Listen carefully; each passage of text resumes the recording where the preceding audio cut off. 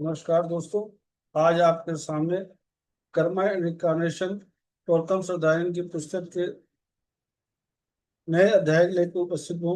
आइए दोस्तों, इसे बड़े ध्यान से सुनते हैं। अध्याय 11वां, इच्छा शक्ति और कर्म। जब हम आनंद की बात करते हैं तो हमें यह नहीं भूलना चाहिए कि आनंद केवल अच्छी से विकसित इच्छा शक्ति से ही कायम रह सकता है। इच्छा शक्ति उस हवा की तरह है जो आनंद के पल को थामे रखती है और जीवन की नाव को आगे बढ़ाती है। इच्छा शक्ति एक ढाल की तरह है जो विघ्नकारी तत्वों को हमारे आवामंडल में प्रवेश करने से रोकती है। इच्छा शक्ति झील में झरने की तरह है जो उसे हमेशा साफ रखती है।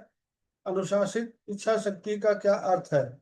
इसका अर्थ है बाहरी उत्तेजनाओं के प्रति शरीरों के स्वचालित प्रतिक्रियाओं को नियंत्रित करने की क्षमता। यह स्वचालितता का अंत है।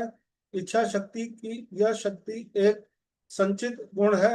हर बार जब हम किसी बाधा पर विजय प्राप्त करते हैं, किसी समस्या का रचनात्मक और निस्वार्थ भाव से समाधान करते हैं, किसी कठिनाई पर विजय प्राप्त करते हैं, किसी शत्रुता को दूर करने में सक्षम है, किसी आकर्षण, घमंड या अहंकार को अस्वीकार करने में सक्षम है, हमारे दबाव बतलों और अवचेतन अंग इच्छाओं और प्रेरणाओं से संचालित नहीं होने में सक्षम है, अपनी 5 इंद्रियों और सुखों के जाल में फंसने से इनकार करने में सक्षम है, अपनी चेतना और अस्तित्व के स्तर को पार करने में सक्षम है।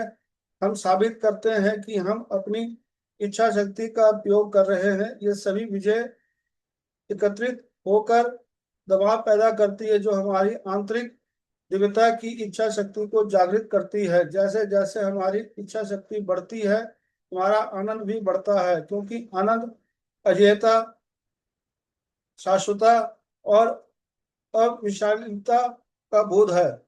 जिनमें इच्छा शक्ति नहीं है वे परीक्षणों और प्रलोभनों, कठिनाइयों और शत्रुताओं, खतरों और हमला के माध्यम से की जाने वाली मैराथन दौड़ से बच निकलेंगे। जो लोग अपनी असफलताओं, गलतियों और अपमान के बाद जीवित नहीं रहते या बढ़ते, वे दौड़ से बाहर हो जाते हैं। जो लोग अपने गुरुओं की कठोर चेतावनी के बाद भी अपने पैरों पर खड़े नहीं हो सकते, वे दौड़ नहीं सकते। वे लोग गोल्डन बुल और अलगवादी गतिविधियों के सामने घुटने टेकते हैं, वे दौड़ नहीं सकते।